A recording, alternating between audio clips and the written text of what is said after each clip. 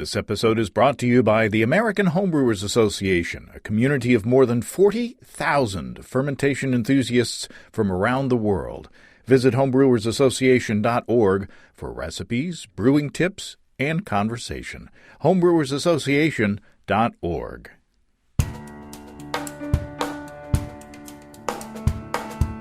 Welcome to Basic Brewing Radio for Thursday, March 26th. 2020. I'm James Spencer. Here at Basic Brewing Radio, we're all about home brewing. This week, Tricia and Joe Marshall from Lilly Belle Meads in Lancaster, New York, share some delicious honey-based beverages, and our friend Paul Morstad helps me sample. If you go to basicbrewing.com, you can find archives of our audio and video shows, and if you go to basicbrewingshop.com, you can find our DVDs, our brewer's logbooks, and other basic brewing gear. You can follow me on Twitter and Instagram at Basic Brewing and find our show page on Facebook as well. We have a cool Basic Brewing app on iTunes and Amazon.com, and we're found all over the place where fine podcasts are served up. If you want to support us financially, check out patreon.com/Basic Brewing, and thanks to everybody who's helping out. If you go to patreon.com/Basic Brewing, you can see a long list of stuff that you can access if you sign up as a supporter. And I know times are very hard financially for some of you during this crisis. So I appreciate those who are continuing to support the show during this time. I'm producing content for you, so stay tuned to Patreon for more early release and bonus stuff coming down the line. I'm planning to keg a Breeze Pale Ale and Cascade Hops Smash Beer today that I brewed this past Saturday. That was brewed with a secret imperial yeast that you'll hear about soon. And I'm very happy about that one. Looking forward to getting that one carbonated and cooled down and ready to sample.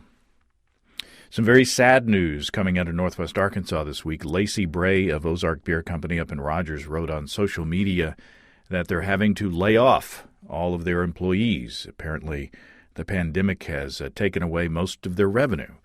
And they'll still continue to brew on a smaller scale, she said, and you can still pick up beers at the brewery.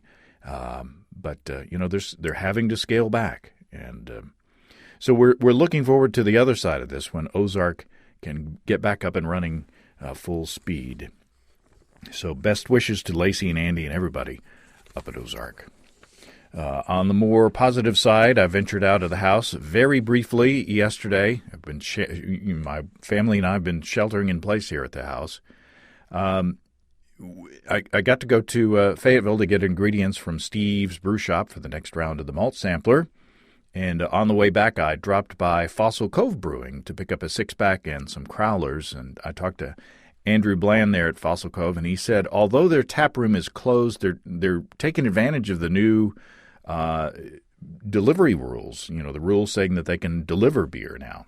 And so they're running beer out directly to their customers at home. And they're even delivering food from the container kitchen that's attached to their brewery. So the situation is affecting different breweries in different ways. So again, all the best to all the craft brewers out there who are having to improvise in tough times.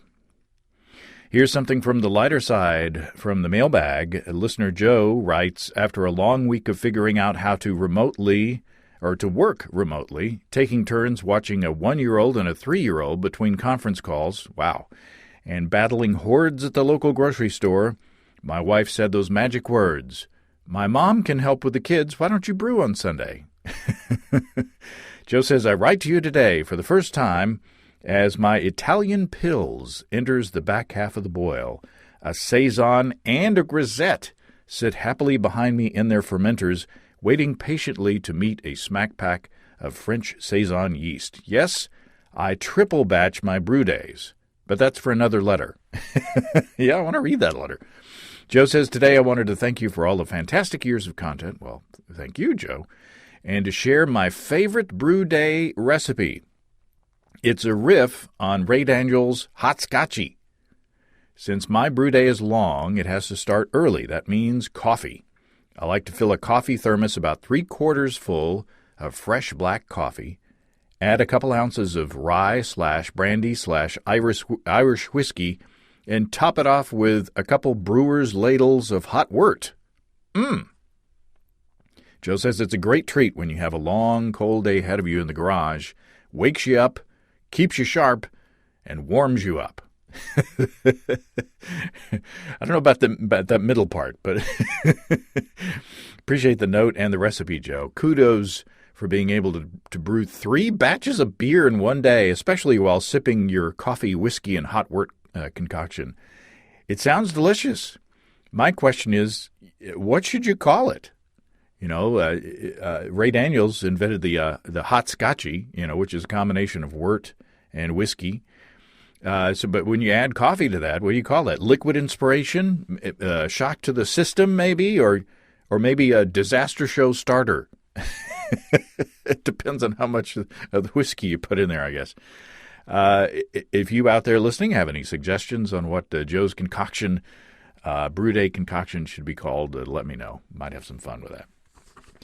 Now let's talk about our friends and sponsors, Desiree and Dave from High Gravity in Tulsa. Apparently, this worldwide crisis has reminded a lot of you that you know how to brew. Whether it's stocking up for staying in, keeping occupied while self-quarantining, or just saving money by brewing instead of buying good beer. Now's a great time to check out the Build Your Own Beer page on highgravitybrew.com.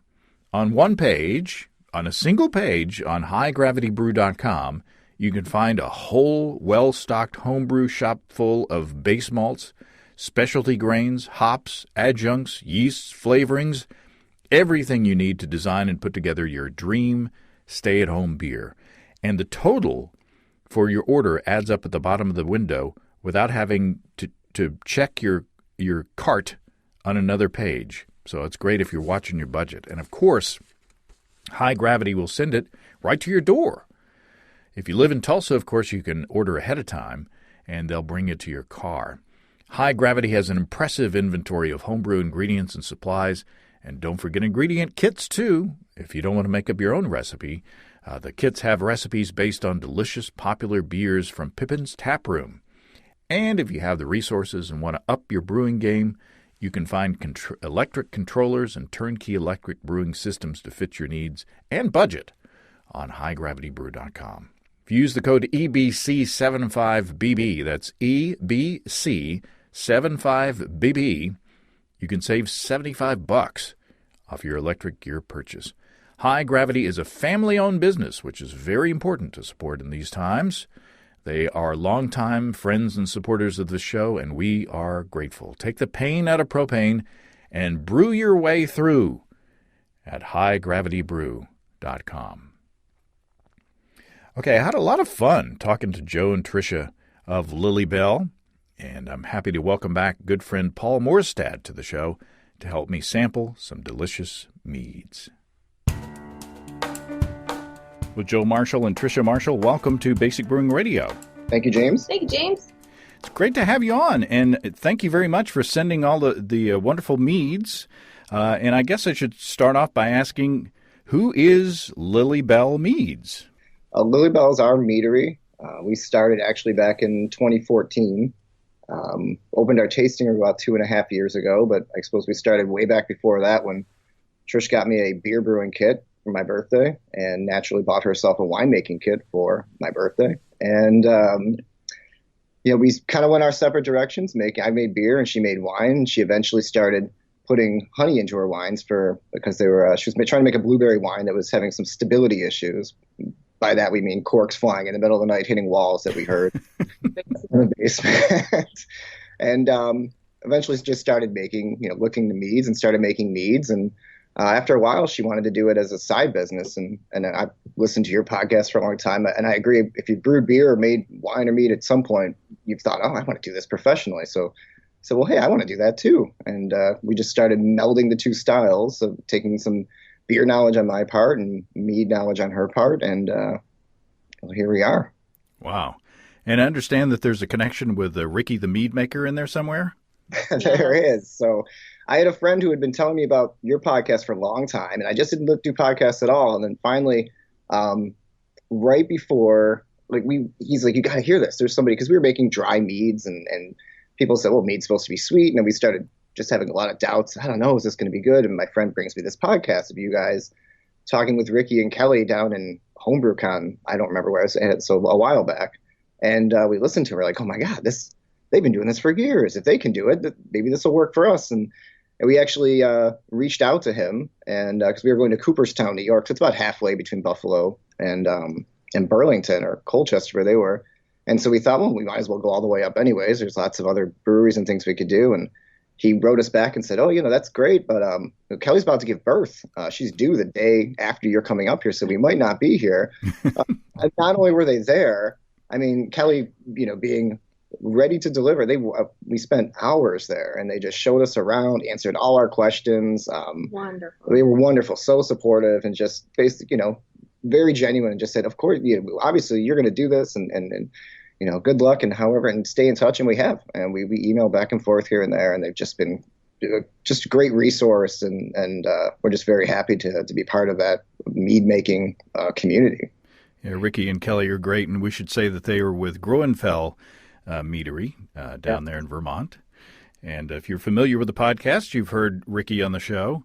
Ricky started off way back in the podcast when he was still a home brewer and came through town and had some interesting beverages that he shared with us. So it's fun to have home brewers to be on the air, so to speak, long enough that we have success stories of people who started off as home brewers and now have their own successful businesses. So Tricia, what do you tell people that your focus is at the meadery? I think our focus is using local sources.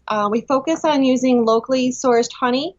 And in our area, our beekeepers really focus on harvesting twice a year in the spring, in the late springtime, early summertime, and then again in the fall. And those honeys provide different flavors or different profiles and flavors. We also do have some single source honey varietals that we can use. We have one in particular that is produced in New York State that is Japanese knotweed. It's from an invasive species, but the bees love it. And it makes a really unique honey that's very brown sugary. And we love using it in some of our darker meads. And you're aiming more toward drinkable or sessionable meads, right? Absolutely. Ricky mentioned this, making mead an everyday drink, and we totally prescribe by that too. We really do want to make it something that you go to every day. It doesn't have to be a celebration, but it absolutely could be part of your celebration.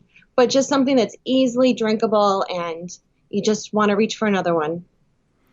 And I ask everybody, or a lot of people who go into commercial brewing, what do y'all think were the biggest challenges in going from home scale to the commercial scale? I would say, I'll let Trish start first.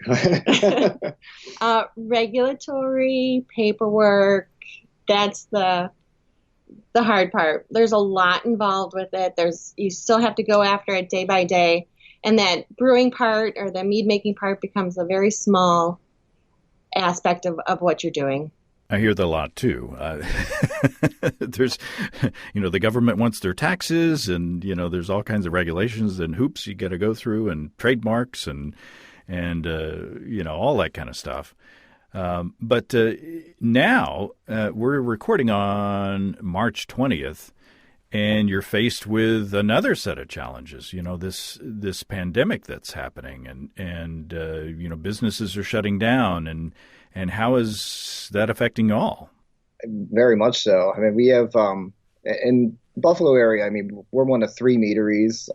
We all keep in touch, but I think we're much more aligned with the brewing community. It kind of makes more sense with our tasting room and our model, maybe more sessionable meads. It's a huge challenge. I mean, it's amazing though how everyone's coming together. Most people, and this is what we're doing, is limiting your hours. So we can only do takeout. We can fill a growler, we can sell packaged mead. And then, so we're only doing that for maybe 2 days a week, 3 to 4 hours each day.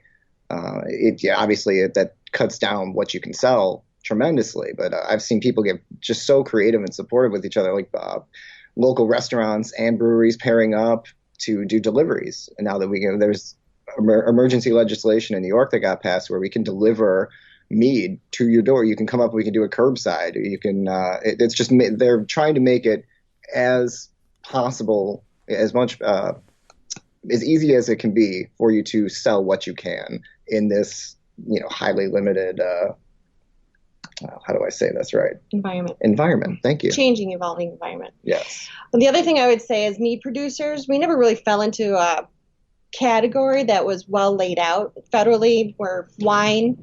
State, we're now beer and wine. And it's been an uncharted realm that mead is falling into. And we've had our own sets of challenges going through with labeling and formulations.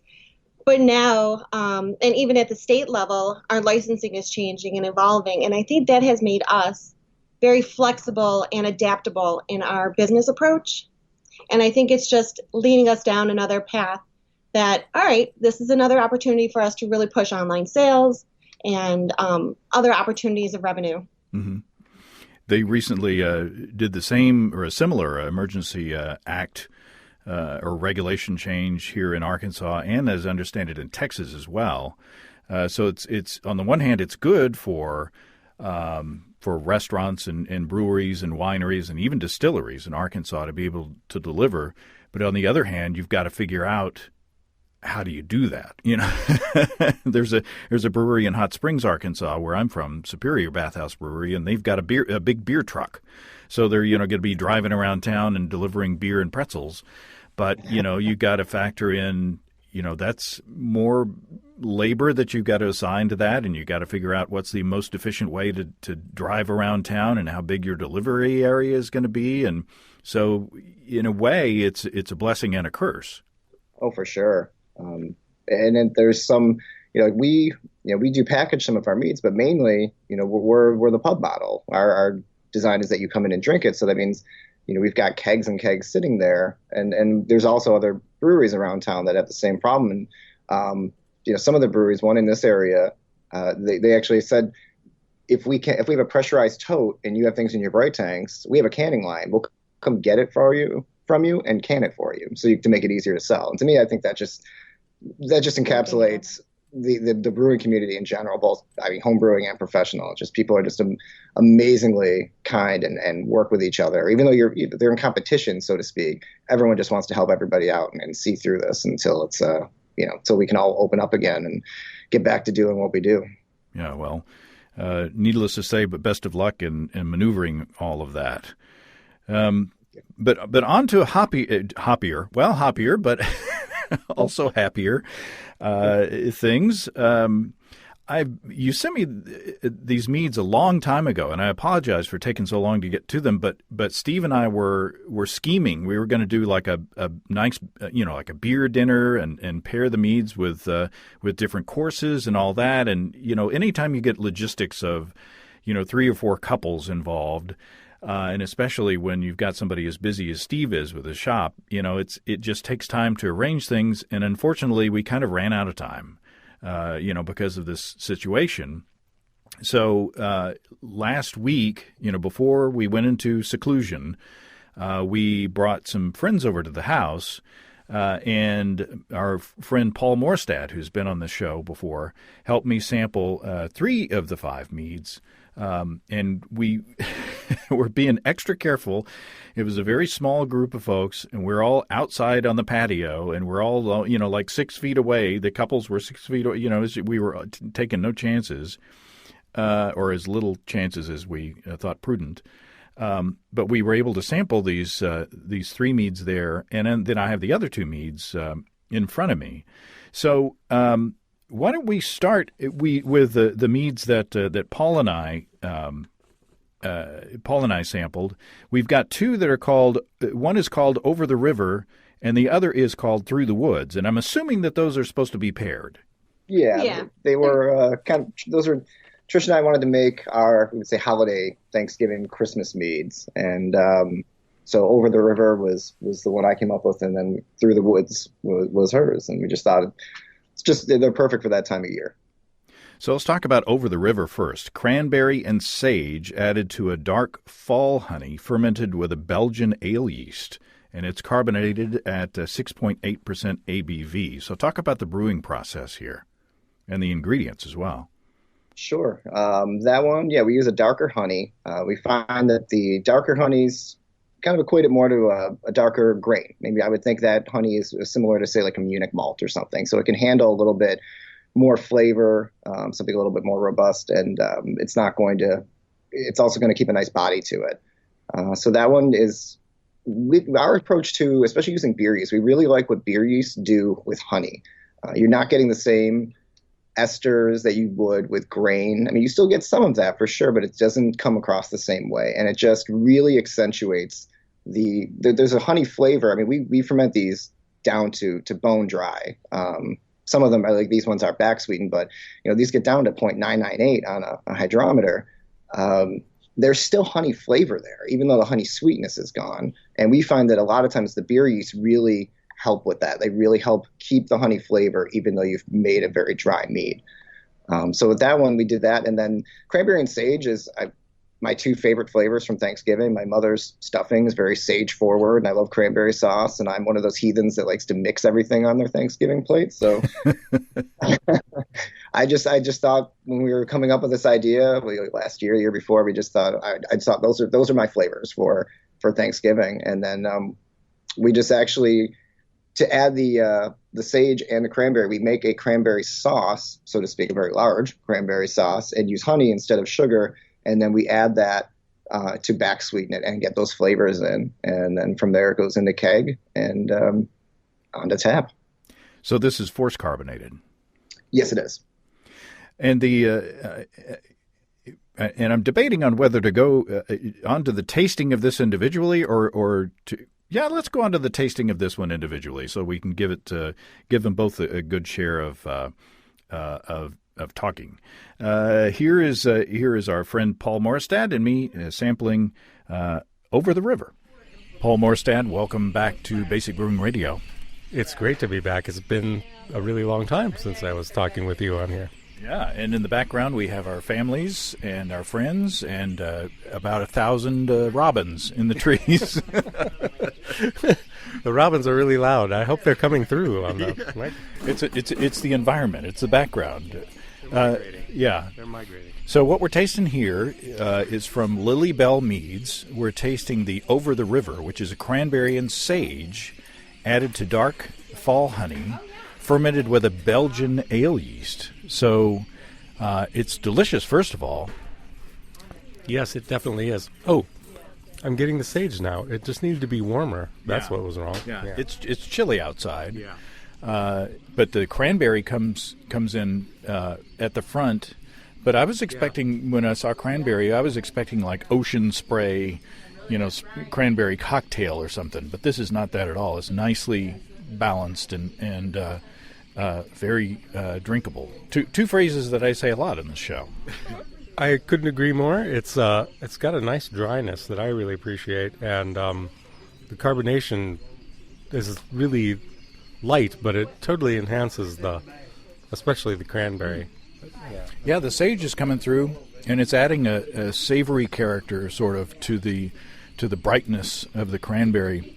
But then there's also a lot of the honey character left over in there to make it taste like a mead instead of like maybe a fruited apple cider or something. Absolutely, I couldn't agree more with you there. I said that before, but I still couldn't agree more. Well, that's another favorite phrase of mine that when other people say it to me, I couldn't agree with you more. This would be a fantastic, it would be a fantastic aperitif Thanksgiving thing. But man, don't you think this would go with stuffing? I mean, yeah. Yeah, definitely, and it would be a good palate cleanser after you get done with like turkey and gravy. Yeah, and also at that end of things, you got all these heavy foods, and then you got this thing to kind of like clean the palate because the cranberry is not enough to where it's tart. But it's just on the edge of that. And the honey's not enough where it doesn't have a sweetness that a lot of meads have, which I don't mind. We all like that about meads. But the dryness of this one is just, it's hitting the sweet spot for me. Yeah. Very nice. No pun. No.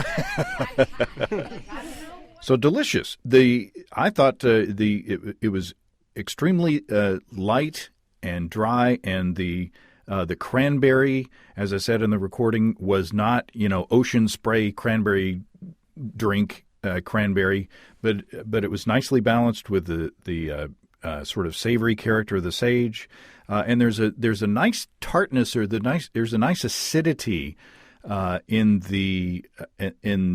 these meads. Are they? What do you attribute that to? Is that just the cranberry? I think so. I think it's also just some of even though we've back sweetened it, we have gotten it down to a dry point, which does cause a drop in pH. And sometimes we will correct that drop because we think it needs to be a little smoother, a little more rounded. Sometimes we leave it because we find it just honey without the right acidity. Honey in meads it's kind of a bland flavor. And we just think that with the carbonation, we feel just kind of elevates that to a nice, I guess, a crispness and cleanness in the finish to where you want more of it. Yeah. It's not, as Steve says about wine sometimes, it's not flabby.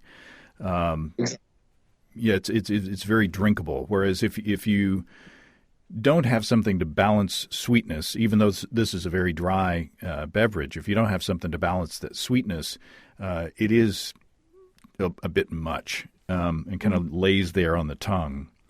So Tricia, is the Through the Woods, is that you? Through the Woods was mine, yes. And it's sweet potato. Yes. I know. Sweet potato and back from that too. Sweet potato and allspice added to a dark melter's honey and fermented with a wine yeast carbonated at 6% ABV. So what, when I looked at a sweet potato mead, I had certain things pop up in my mind, but what led you to going that direction? So again, Joe and I were trying to pair like a seasonal flavor. And when I start creating recipes, I think of what's going to pair well with honey. And my first thought, or maybe not first thought, but one of my thoughts was about the sweet potato casserole that everybody has on their Thanksgiving table. When we boucher a honey, we often get those caramely, marshmallowy flavors. And that's why I thought a boucher honey would help in a sweet potato casserole recipe. So that's where I got my inspiration. And where did the sweet potato come into the process? It came in secondary. And just typically in beers, you want to mash the starches, to turn those starches into sugars. But so the sweet potato just went into the mead in secondary? Yeah. So yes, a lot of it got all over our system mead maker too. We should know. Yeah. But, yeah.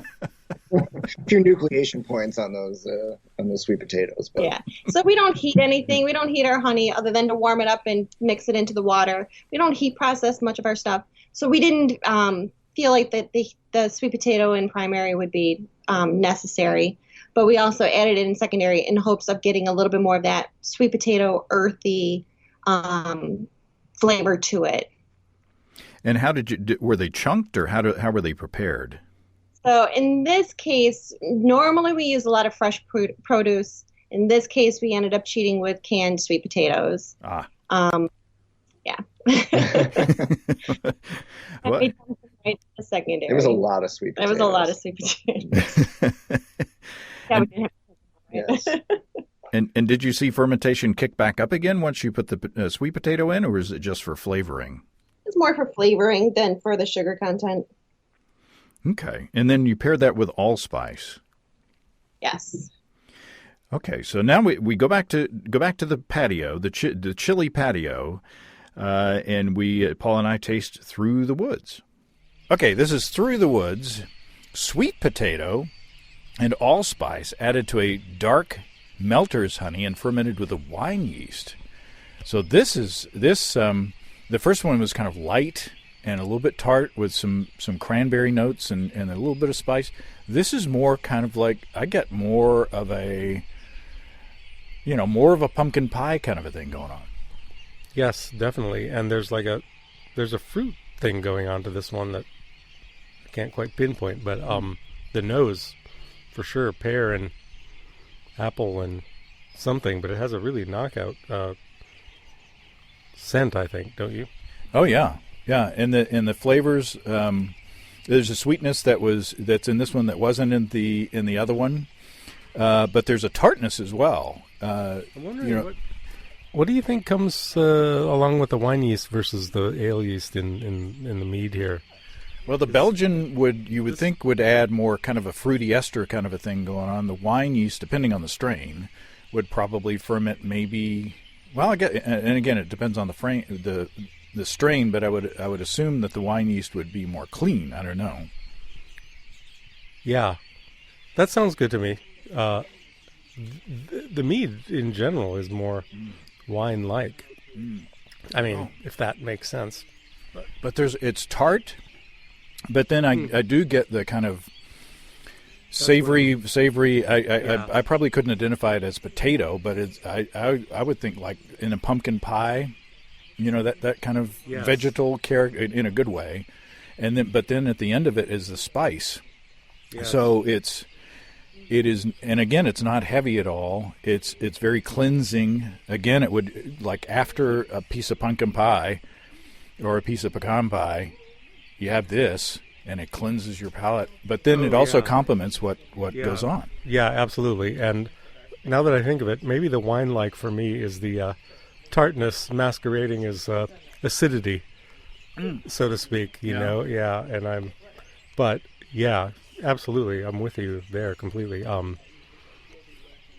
It has that sort of, neither one of these really linger on the palate very long, and they're very clean tasting, but the allspice and the sweet potato, I still can't get over the nose on this thing, but in the mouth it's fantastic. It's really good. Yeah, we're out here. We got the fire pit going, so my nose is a little masked by the.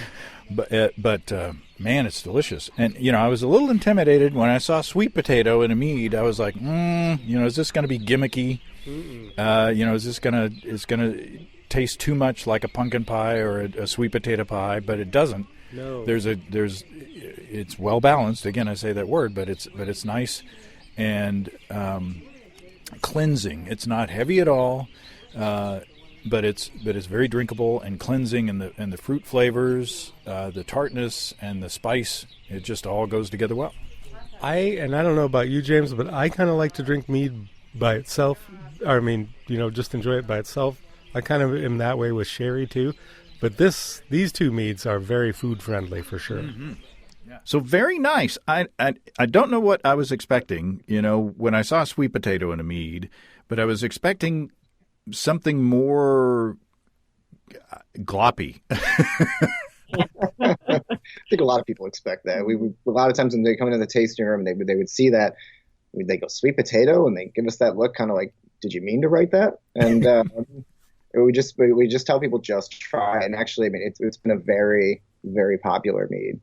People have been very surprised when they try it, like, oh my gosh, this is, people always say, that's actually not bad. And then we'll joke around and say, well, that's what we shoot for.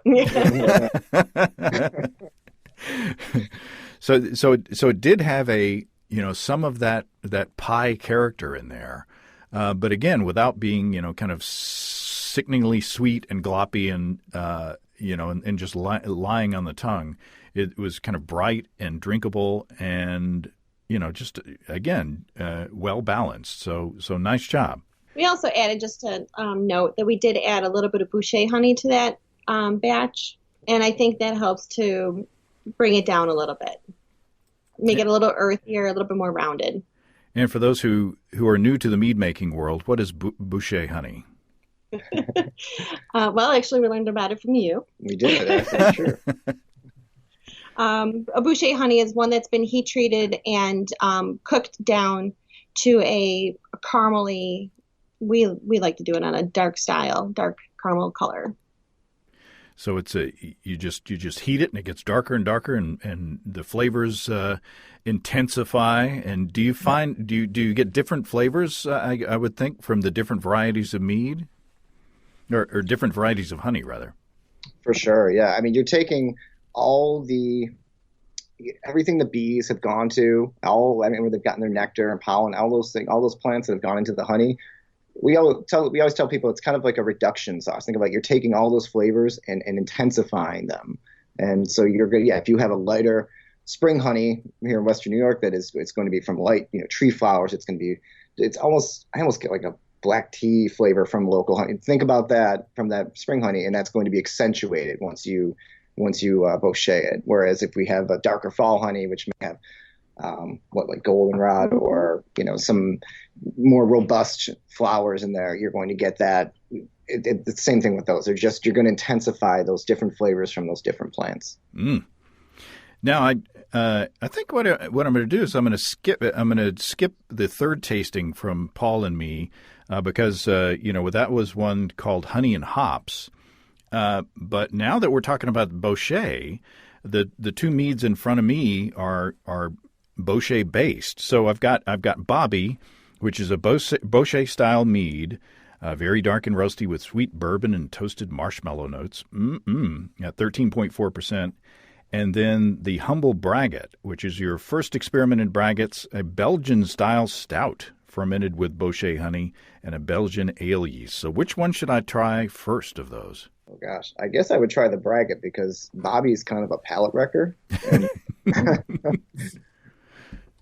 So yeah, I guess I would try the Braggot first. Okay. All right. So I'm pouring, nice and dark. And it's actually got a nice head on it, which a mead by itself would not have a nice head. But this is a braggot, which is a mixture of beer and mead, I'm assuming. So talk about this one while I sip. Sure.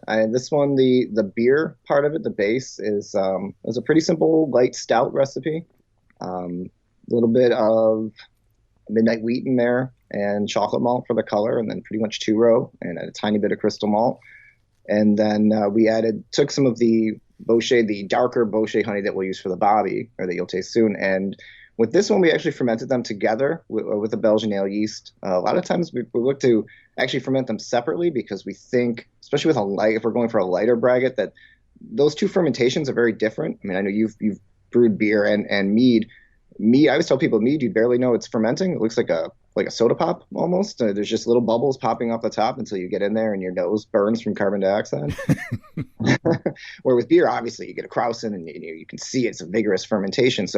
But with this one, because we had the darker honey, we fermented them together because we didn't think in the other case, we think that the fermentations are going to battle each other a little too much and one is going to win out over the other. You're not going to get a beer flavor. You're not going to get, know that there's honey in there or mead. With this one, we did them together because we figured it could handle it.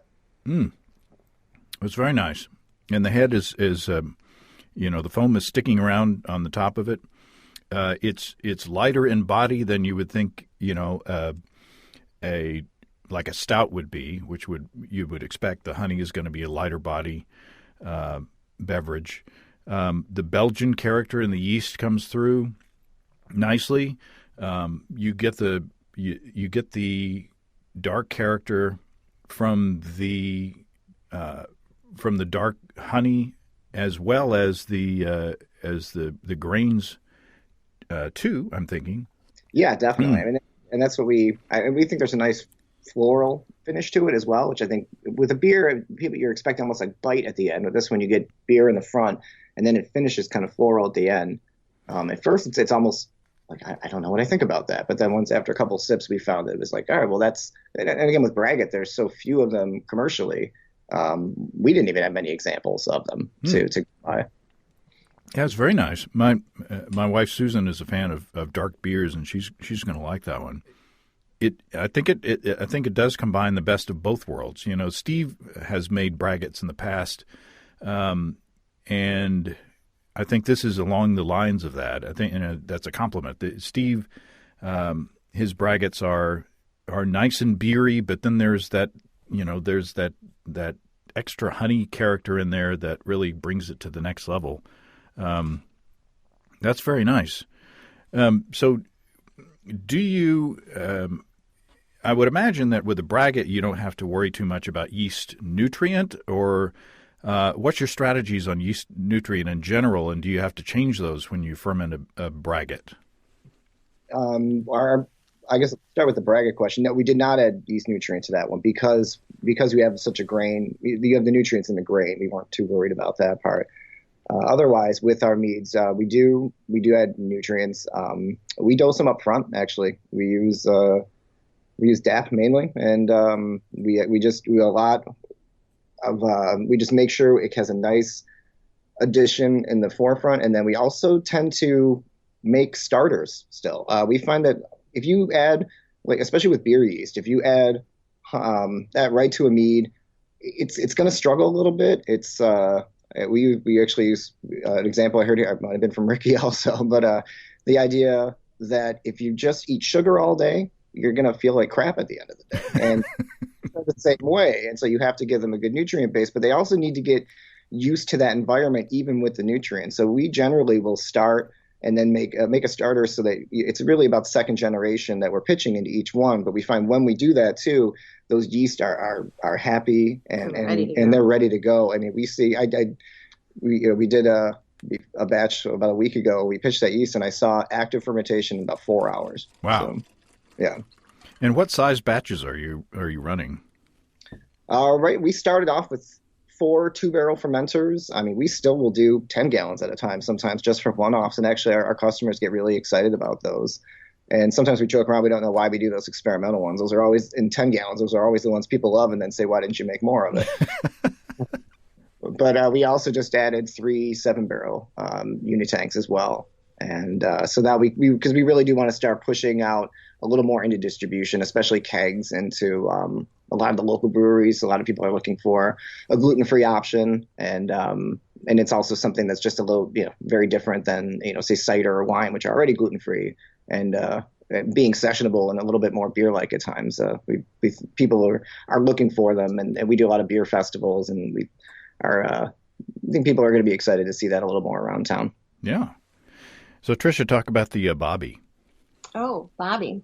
Well, our inspiration did come from one of your podcasts. Pretty sure it was you guys sitting around a pool and somebody talking about making it in a crock pot, if I remember. Yeah. Oh, yeah. That's Tim Lieber. Yes. And we did have our fair share of crock pot disasters. Oh, yes. Well, you must share.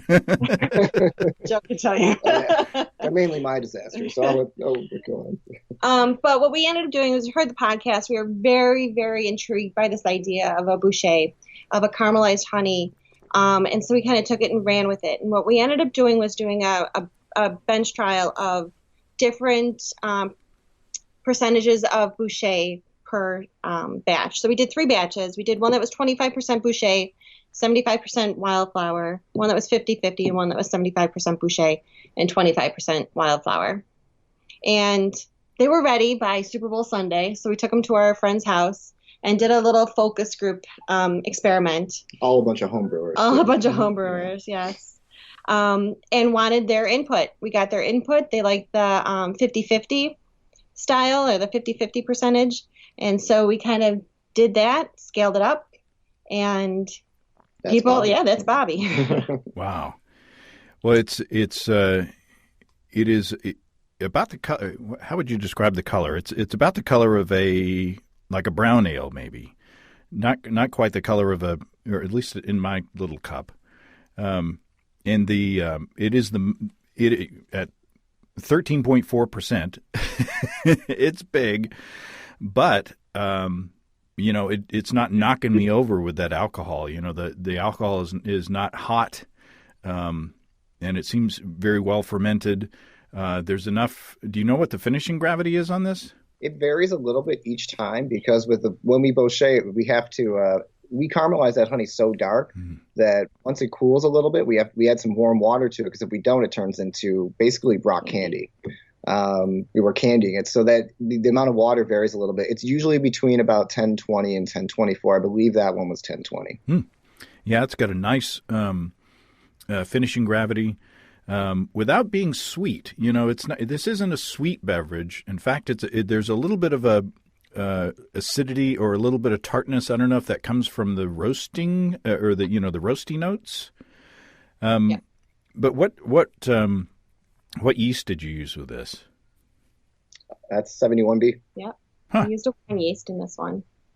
It's nice. It's very nice, and I'll use my word drinkable. It's just. You could drink a lot of this in a hurry and not be in trouble. It's seen that happen. Yeah. Not recommended, by the way. Not endorsing that behavior.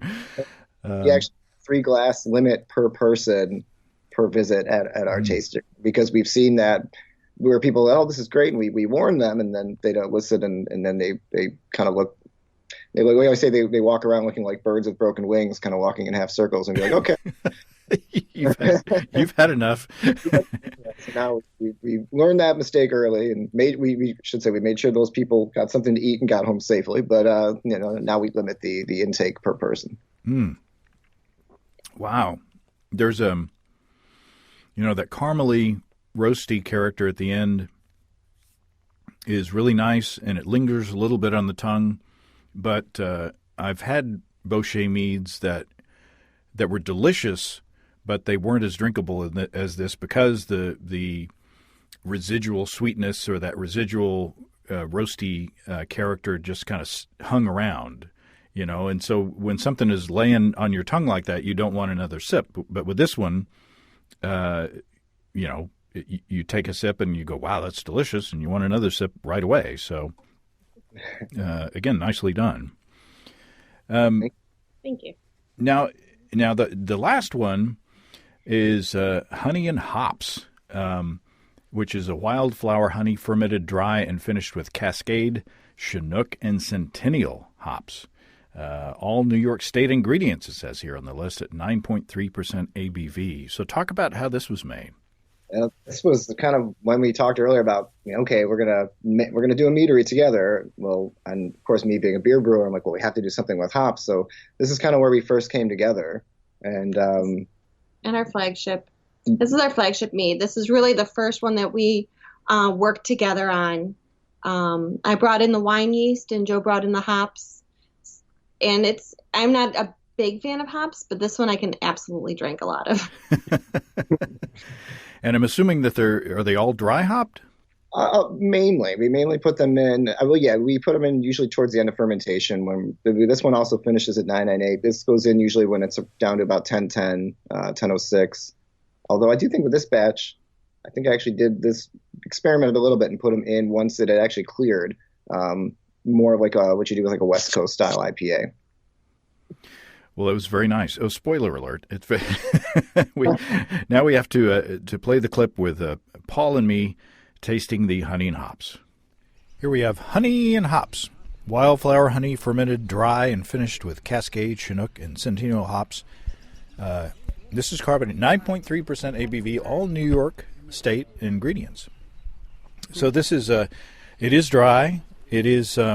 You said it was a mead that smelled like Sierra Nevada Pale Ale. So that's what first got me on the nose. It's not. It doesn't seem as strongly carbonated as the Over the River, but and I'll have to say the first few sips I didn't quite know what to make of it. There's a lot going on. It seems like, but then as I've tasted more, I really have come to enjoy it more. It's got a lot of honey character. In fact, there's a little bit of like a honeycomb. Have you ever chewed honeycomb or eaten honeycomb? There's a wax, kind of that honeycomby kind of character.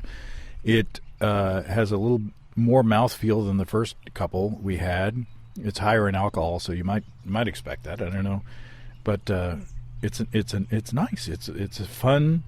You get the hops, but then you get the honey. I mean, the honey is, to me, this is the strongest in the honey character of the three that we've had. Yes, it's like attacks you with hops, mellows you with honey, and then leaves you with a lemon on the back end, I would have to say. And we like lemon on the back end. That's that's just a personal preference.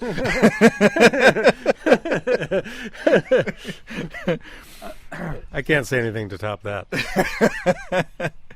No, this is nice. I've had hopped meads before, but I can't. It's been years since I have. But this is nice. This is again, it's entirely too drinkable to be 9.3%. That would be something that would sneak up on you in a hurry, because it's certainly not. It's well made, in that there's not a hotness from the alcohol. It's fermented well. It's crafted well. So yeah, absolutely right. This would definitely sneak up on you if you weren't ready. Yeah, for sure. Tasty. Yes. All right. Thank you, Paul. My pleasure. So I think Paul nailed it. I think he said it's a mead that smells like Sierra Nevada Pale Ale. It definitely melds the two together. It crosses that line and does it well. Thank you. Yeah, I was very happy to hear that comparison. So. And we had a little bit left in the bottle later on, and it was at I guess it was like 50 degrees outside or something like that. So I was able to sample it, after it had warmed up a little bit, and it was, of course, even better. The hops opened up even more, and the balance of the hop character and then the honey character, it was all very nice. So again, very well done, and it kind of made me want to do one. It's been a long time since I've made meads. I'm still a bit intimidated by them. They're in one way because they're just different from what I'm used to, but in another way, Steve is so good at making them that it's I hate to put mine up in comparison, but I greatly appreciate y'all sending these meads, and I'm sorry it took so long to get around to them. Oh, no problem at all. No problem. Meads usually age well. Yeah, that's right. So I hate to ask what's in the future, in these tenuous times, but what are your long range plans? Well, I'm going to be starting to look into exploring the higher end of mead. Higher end meaning the higher octane meads with some more of the liquor flavors. So I think one of the things that I wanted to push with meads is that meads are so versatile.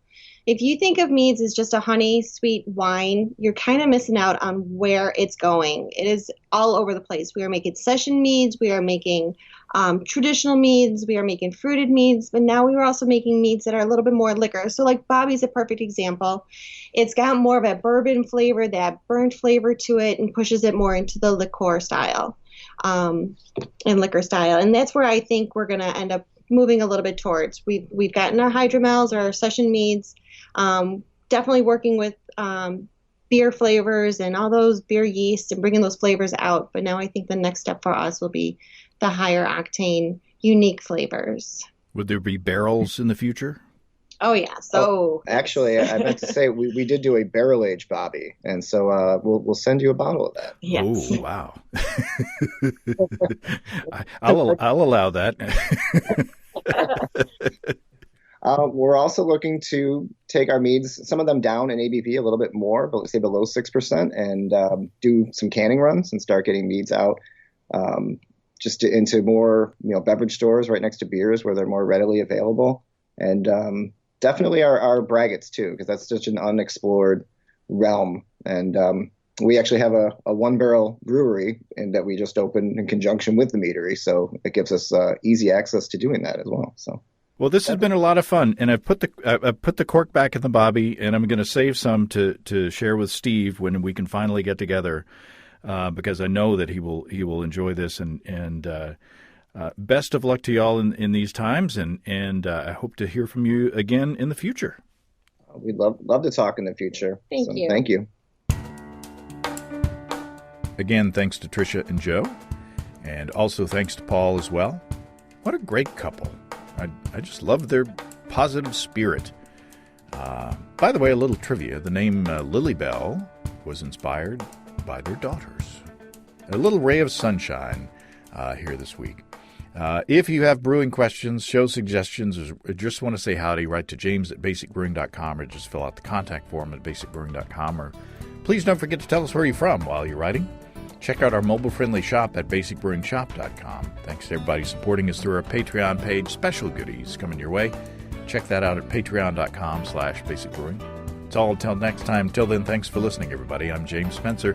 Production help for Basic Brewing Radio and our website is provided by Kelly Dotson. Basic Brewing Radio is a production of Active Voicing. Talk to you next time, everybody. So long.